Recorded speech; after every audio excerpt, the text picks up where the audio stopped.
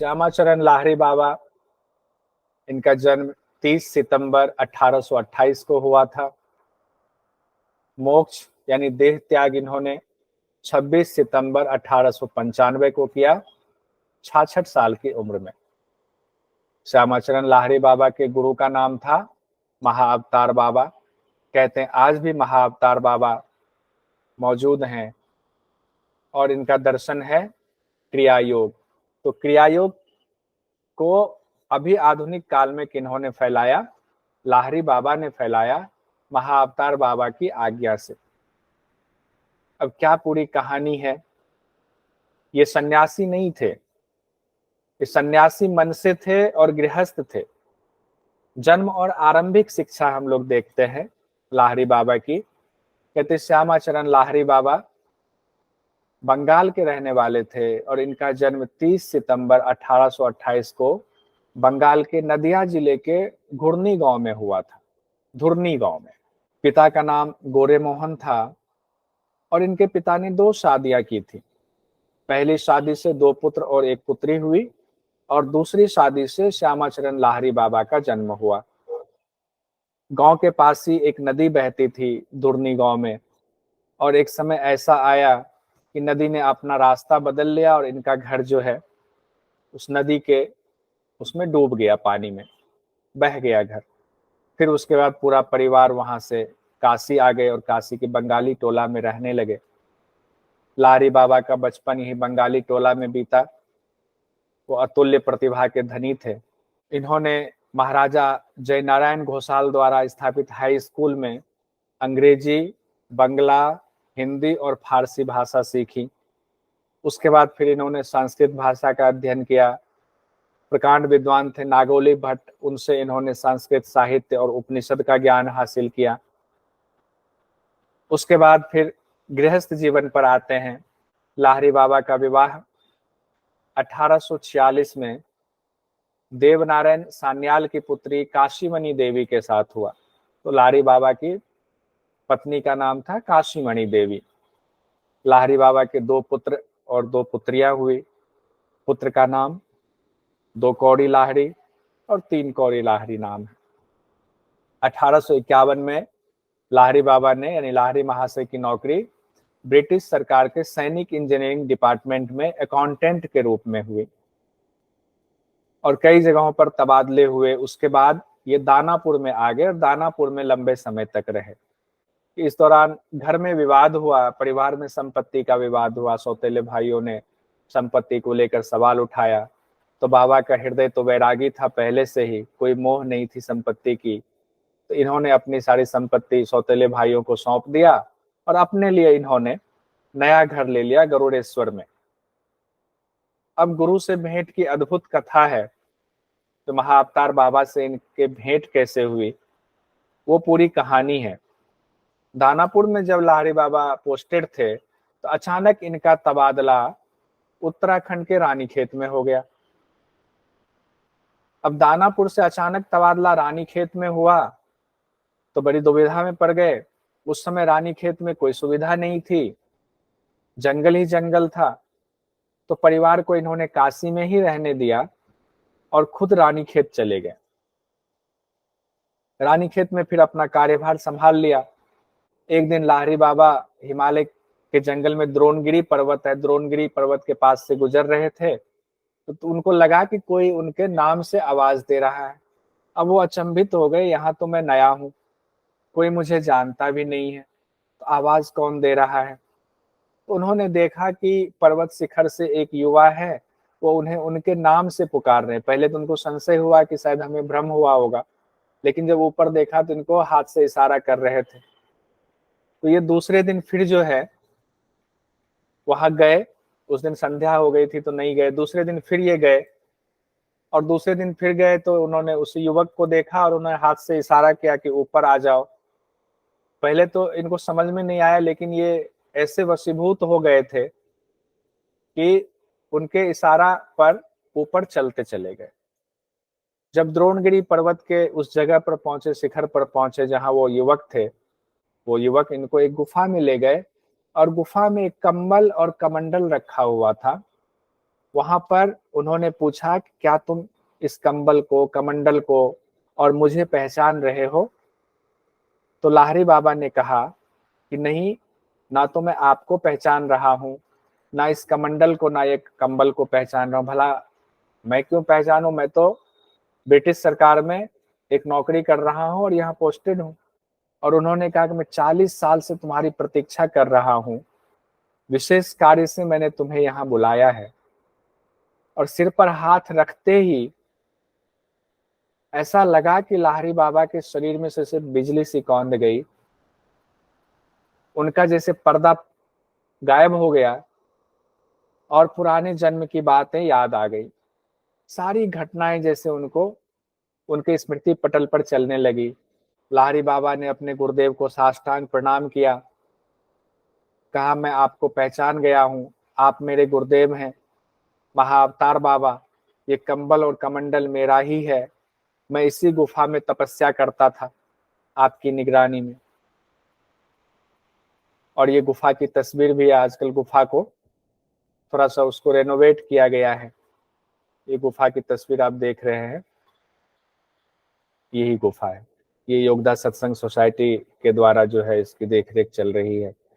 लाहिरी बाबा ने अपने पिछले जन्म के सभी कर्म संस्कारों को हटाया, विधि पूर्वक क्रिया योग की दीक्षा ली। क्रिया योग का अभ्यास कई दिनों तक चला। इस दौरान एक और बात आती है, कहते हैं कि इनके मन में पिछले जन्म में एक जिज्ञासा रह गई थी कि स्वर्ग कैसा होता है, काश के एक बार स्वर्ग के दर्शन होते। तो ऐसा कहा जाता है कि महाअवतार बाबा ने रात में इनको स्वर्ग के दर्शन भी कराए। वहीं पर एक महल जैसा बन गया द्रोणगिरी पर्वत पर, और वो महल स्वर्ग ही था, यानी स्वर्ग साक्षात वहां उपस्थित हुआ। उन्होंने स्वर्ग को देखा और उनका जो मन में लालसा थी वो लालसा भी खत्म हो गई। कहते हैं ना हम लोग पातंजलि योग दर्शन में पढ़ा हुआ है, भोग और अपवर्ग। तो इनकी इच्छा जो थी वो भी पूर्ति हो गई, तो अब अपवर्ग ही बचा इनके लिए। तो इनकी सारी इच्छा यानी मन पूरी तरह से वैरागी हो गया। फिर इनको क्रिया योग की दीक्षा जो है महाअवतार बाबा ने दी, प्रॉपर तरीके से, विधिवत तरीके से उन्होंने पूरी क्रिया योग की दीक्षा दी और कई दिनों तक ये वहां अभ्यास करते रहे। कहते हैं तकरीबन 8 दिनों तक इनका अभ्यास चला। 8वें दिन महाअवतार बाबा ने उनका कार्य पूरा हुआ, ऐसा कहा उनसे कि अब तुम्हारा कार्य पूरा हुआ है, अब तुम सन्यासी की तरह नहीं, एक गृहस्थ के रूप में जाओ, अपना जीवन जियो, और जो उपयुक्त व्यक्ति होगा उसको क्रिया योग की दीक्षा देना, जो ईश्वर के प्रति समर्पित हो। उनकी पूरी विधि विधान होती है क्रिया योग में, बताया जाता है कि क्या क्वालिटी होनी चाहिए। तो गुरु से अब वो बिछड़ना नहीं चाह रहे थे, उनकी पुरानी बातें याद आ गई थी। लाहिरी बाबा ने के आंखों से आंसू आ गए, आप अपने साथ ही हमें रखो, कहाँ हमें अब भेज रहे हो, हमारा तो मन अब उस गृहस्थ में जाने का हो ही नहीं रहा। तो इनको फिर जो है महाअवतार बाबा ने समझाया, इसीलिए तो मैं इतने साल तक इंतजार करता रहा कि तुम्हारी शादी हो जाए, तुम गृहस्थ के बंधन में बंधो, और गृहस्थ संत के रूप में तुम लोगों को, आम लोगों को जो अब तक इस अभूतपूर्व क्रिया योग से अछूते हैं, उनमें से योग्य लोगों को तुम क्रिया योग की दीक्षा दो। फिर महाअवतार बाबा से लाहिरी बाबा ने बड़े भारी मन से जो है विदा लिया।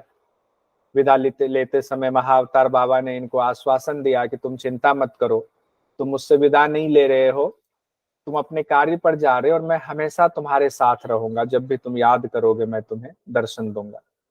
और ऐसा कहते भी हैं कि लाहिरी महाशय ने उनको याद किया था तो महाअवतार बाबा उनको दर्शन भी देने आए थे।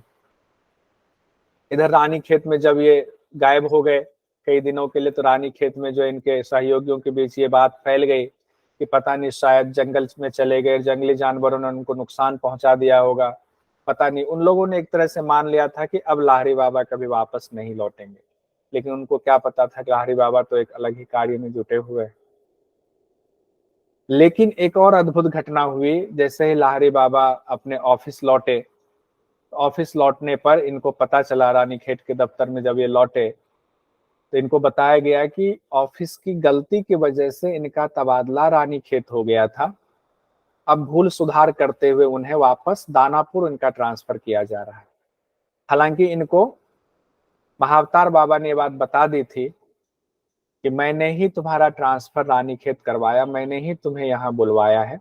तो इनको तो ये जानकारी थी, लेकिन जब ये वहां पहुंचे ऑफिस में तो इनको फिर ये ऑफिशियली इनको जानकारी दी गई कि आप भैया वापस दानापुर लौट जाइए।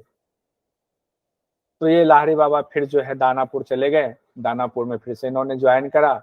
इनकी साधना वहां लगातार चलती रही और वहां पर इनके एक अंग्रेज अधिकारी थे जो इनके बॉस थे अधिकारी।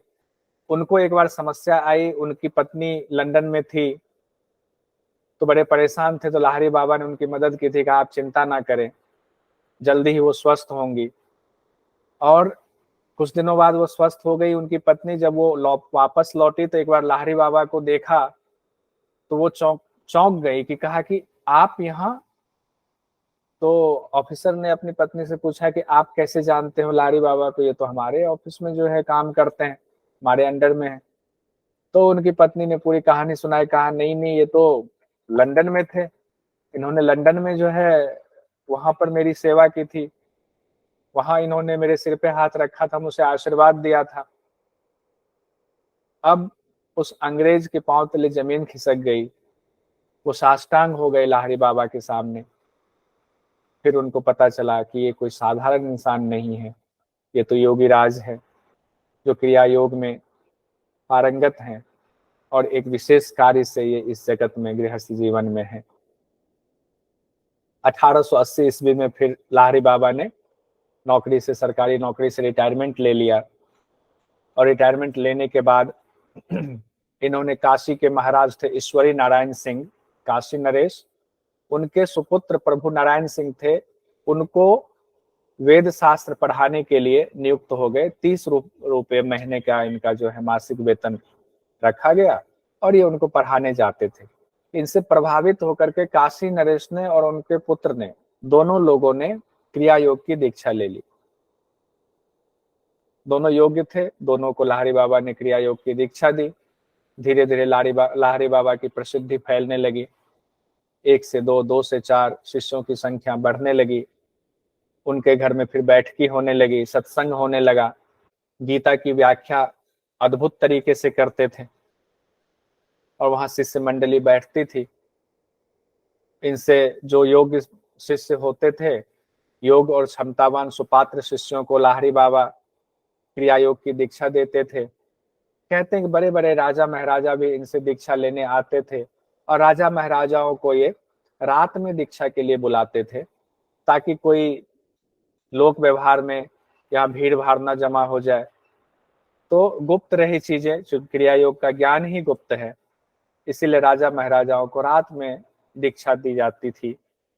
तो आधुनिक युग में जो क्रिया योग फैलाने का श्रेय है वो लाहिड़ी बाबा को ही जाता है। इसलिए एग्जाम में जो हमारा सवाल आता है, लाहिड़ी बाबा की योग पद्धति कौन सी है? क्रिया योग की पद्धति है। अब लाहिड़ी बाबा की परंपरा में अनेक शिष्य हुए। एक योगदा सत्संग सोसाइटी भी है।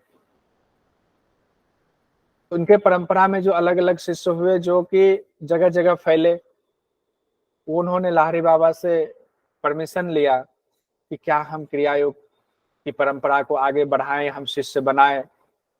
तो लाहिड़ी बाबा ने जिन जिन लोगों को अधिकृत किया कि हाँ आप जो है क्रिया योग की दीक्षा दे सकते हैं, उन लोगों ने अपनी परंपराओं को फिर बढ़ाया। और जगह जगह जब आप जाएंगे तो ऐसी कई परंपराएं मिलती है जहां लाहिड़ी बाबा को गुरु मान करके फिर उनके शिष्य, फिर उनकी पूरी परंपराएं चली हुई है। ऐसा हरिद्वार में भी है, ऐसा जो है हिमालय में भी कई बाबा लोग अभी भी है जो क्रिया योग की दीक्षा दे रहे हैं। योगदा सत्संग सोसाइटी है। एक नजर देख लेते हैं आखिर क्रिया योग क्या है। क्योंकि क्रिया योग शब्द जब आता है तो महर्षि पतंजलि ने भी क्रिया योग शब्द का इस्तेमाल किया है। उन्होंने तप, स्वाध्याय और ईश्वर प्रणिधान को क्रिया योग बताया है। अब योग दर्शन में जो क्रिया योग कहा गया है, क्या वही क्रिया योग ये भी है? इसको लेकर कई बार कंफ्यूजन हो जाती है। तो हमें ये माइंड बिल्कुल क्लियर होनी चाहिए कि वो क्रिया योग और इस क्रिया योग में अंतर है। अंतर यह है कि वो जो क्रिया योग है योग दर्शन वाला, उसके सारे गुण इस क्रिया योग में समाहित हैं। तप भी समाहित है, स्वाध्याय भी समाहित है, ईश्वर प्रणिधान भी समाहित है। लेकिन ये क्रिया योग बिल्कुल अलग है। अलग इस मायने में है, जैसे योग में कहा ही जाता है कि ये गुप्त ज्ञान है, तो क्रिया योग के बारे में कहा जाता है ये गुरुमुख वाणी है। ये ऐसे जनरली जैसे हम लोग हठ योग का अभ्यास करते हैं वैसे सार्वजनिक तौर पर नहीं किया जाता है। इस विद्या को गुरुमुख से ही जानना चाहिए। और गुरु भी कैसे हो, जैसा शास्त्रों में कहा गया है कि गुरु वही हो सकते हैं जो आत्मदर्शी हो, तत्वदर्शी हो, जिन्होंने आत्म साक्षात्कार कर लिया हुआ है, वही क्रिया योग की दीक्षा दे सकते हैं, दूसरे कोई नहीं दे सकते और देते भी नहीं। क्रिया योग में मंत्र योग, लय योग, हठ योग, राजयोग सबका अद्भुत संगम है। और इसलिए क्रिया योग की दीक्षा के दौरान जब आपको क्रिया योग की अगर कभी आप दीक्षा किसी से लेते हैं गुरु से, तो गुरु क्रिया योग की दीक्षा के दौरान साफ साफ ये निर्देश देते हैं कि इस क्रिया को हर हाल में गुप्त रखा जाना चाहिए। और हर क्रिया योगी इस नियम का पालन करते हैं। वो क्रिया योग की विधि को गुप्त रखते हैं। अगर मैं क्रिया योगी हूं तो मैं अपने पत्नी, अपने बच्चों को भी उस क्रिया योग की उस विधि को नहीं बता सकता, मैं अधिकृत नहीं हूं। श्यामाचरण लाहिड़ी बाबा से दीक्षित हुए कई क्रिया योगियों ने बाबा की अनुमति के बाद अपनी शिष्य परंपरा शुरू की। वहीं लाहिड़ी बाबा ने अपने परिवार में भी, उनके परिवार में जो परंपरा रही, लंबे समय तक वो परंपरा बनी रही, आज भी वो परंपरा है, लेकिन परिवार से हट करके अब थोड़ा गुरु शिष्य परंपरा में वो आ गया है। जैसे कि एक बार परंपरा हम लोग देखते हैं, महाअवतार बाबा के शिष्य हुए श्यामाचरण लाहिड़ी बाबा। श्यामाचरण लाहिड़ी बाबा के 2 पुत्र हुए, 2 कौड़ी लाहिड़ी और 3 कौड़ी लाहिड़ी बाबा। तो इन्होंने, लाहिड़ी बाबा ने 3 कौड़ी लाहिड़ी बाबा को दीक्षा देने की जिम्मेदारी सौंपी कि आप इस परंपरा को अब आप आगे बढ़ाएं। तो 3 कौड़ी लाहिड़ी बाबा इस परंपरा को आगे बढ़ाने लगे उनके परिवार में। उसके बाद उनके बेटे हुए सत्याचरण लाहिड़ी बाबा। सत्याचरण लाहिड़ी बाबा को फिर उन्होंने अधिकृत किया। सत्याचरण लाहिड़ी बाबा फिर इस परंपरा को आगे बढ़ाते रहे। और उन्होंने फिर जब सत्याचरण लाहिड़ी बाबा को लगा कि अब किसी और को जिम्मेदारी देनी चाहिए, तो उन्होंने गुरुजी योगी प्रकाश शंकर व्यास जी को ये जिम्मेदारी दी कि अब आप इस परंपरा को आगे बढ़ाएं। और आज के डेट में योगी प्रकाश शंकर व्यास जी क्रिया योग की दीक्षा देते हैं, आत्मदर्शी हैं, तत्वदर्शी हैं। और मैं भी गुरु जी का शिष्य हूं, मैंने भी क्रिया योग की दीक्षा ली हुई है योगी प्रकाश शंकर व्यास जी से। उनको सत सत नमन।